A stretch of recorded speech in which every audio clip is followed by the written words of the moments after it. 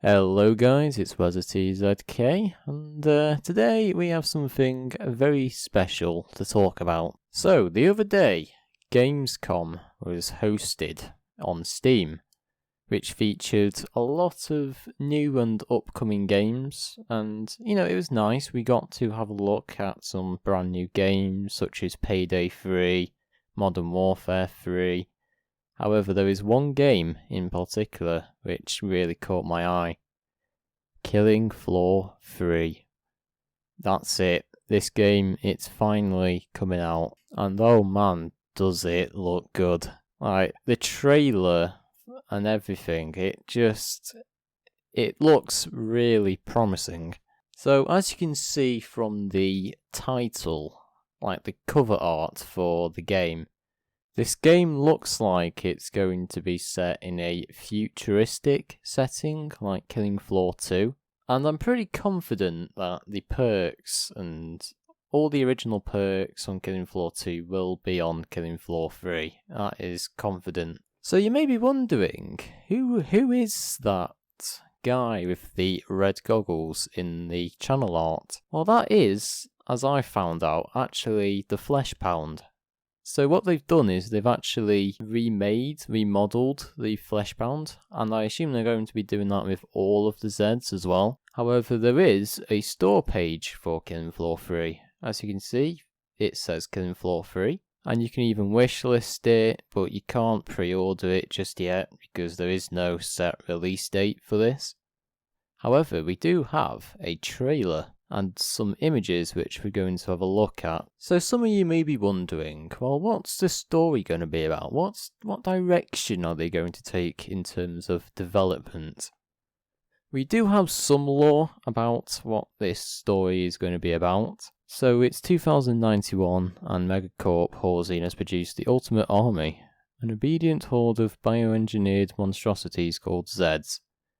Now only the rebel group Nightfall stands between these infernal creations and the future of humanity. Killing Floor 3 is the next installment in a legendary action horror series. This intense FPS puts you in the boots of a Nightfall specialist, joining forces with up to 5 teammates to battle waves of Zeds, and etc.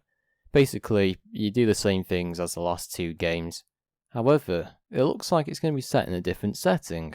So right off the bat, we're introduced to a new group, the Nightfall group, which from what we've learned already, it looks like it's a rebel group which is combating the Horzine monsters. Which is actually interesting because in the last two games, you don't really have a group name or like a specific rebel group. And now that we have Nightfall, that really does make things interesting, or at least it does add some lore to the game. Okay, so without further ado, let's get on to the interesting part, the trailer. The trailer is only about 1 minute 40 seconds or something like that, but it does add some really great detail. And it does give you a really good idea of what the game is going to be like. So without further ado, let's give it a watch. Okay, so the first thing I really like about this trailer is I quite like how they show the life cycle of a Flesh Pound. Like, as you can see, they start off with like some enzyme kind of thing, and then they develop into a full-grown Flesh Pound. I quite like that level of detail. I think it looks quite nice. Also, from looking at the trailer, I kind of feel that Resident Evil kind of feeling, like when that Flesh Pound is getting opened up and put parts in. It feels a lot like Resident Evil, and that's what I like about this trailer, because it really does add that horror element. And although this game is going to be set in the future, I have a feeling they may try and implement some kind of Killing Floor 1 horror and gore into the game, which is interesting. I'll have to see because it's a bit too early to determine that, but later on when we get some more information, then I'll have to see about that. But yeah, the whole operating table and the machines, it reminds me of the Umbrella Corporation from Resident Evil, because Horzine and Umbrella Corporation, they are very similar. Like, they both do corrupt experiments, etc. So I can see a Resident Evil theme running through this trailer. And from the trailer you can already see where the art direction is going. I quite like the graphics on this as well. Like, I know it's a 2024 game, so obviously the graphics are going to be good, but I can tell Tripwire are really using the new Unreal Engine. I don't know if it's Unreal Engine 5 or 4 or whatever it is, but whatever engine they're using, it definitely looks quite nice. Now this is interesting, because if you noticed, the player actually glory kills like a Z, like Doom kind of thing, and that is... honestly, that really caught my eye, because it's like, Killing Floor really does need like some unique finishing moves. That's really what was lacking in Killing Floor 2. And from the looks of it, it looks like they are actually going to be implementing this. I don't know if it's going to be like Doom, where you have to be at a specific angle to do a glory kill. Like, for example, if you jump on top of an enemy, you like throw them to the ground, or if you're behind them, you push them over and like shoot them, like some kind of glory kill. But if it is going to be like Doom, then I think it's going to be based on the angle you're at and how far you are away. Now this part is actually quite interesting, because if you noticed, the Fleshpound's arms are actually extended, which, I don't know, it looks a bit weird in my opinion. I don't get me wrong, it's a good feature and all, it's just, I don't know, it just looks weird in my opinion, but because I'm more thinking about how the Fleshpound's actually going to hit you with those long arms. Like, that's the kind of thing I'm concerned about, but I suppose Tripwire've got it under control. From that segment, you can tell Tripwire really rethinking the Killing Floor engine. Like, instead of just remaking a Fleshpound, they're at least going to the length of introducing new attacks and features, which is a good sign. And there we have it, the Killing Floor 3 trailer. Now, aside from the trailer, we also have some images to look at. And our first image is the glory kill from Doom, which is going to be implemented in Killing Floor 3. And I quite like this feature. This looks really promising, because it really adds a unique playstyle to Killing Floor 3. If it's going to be like Doom, then I think what they might do is they might actually do different glory kills based on the angle. Because if you ever played Doom, you know that if you jump on top of a Z, you can throw him to the floor, or if you're behind him, you can perform a glory kill from behind. There is a unique glory kill in Doom for depending on your angle, and I think they might try and implement this in Killing Floor 3, which if they do, that'll be quite interesting.